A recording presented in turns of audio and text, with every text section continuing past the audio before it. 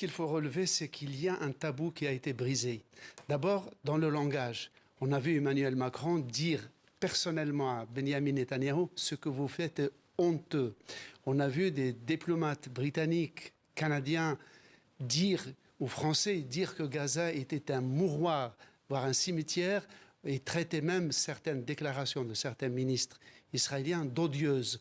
Ça, c'est complètement nouveau. Ça veut dire qu'il y a une sorte de perte d'estime et de confiance réciproque entre les Européens qui, jusqu'ici, avaient quand même tenu à rester le plus politiquement correct possible, notamment sur l'accord de stabilisation et d'association avec Israël, dont l'article 2 stipule que les deux signataires devraient respecter les droits de l'homme.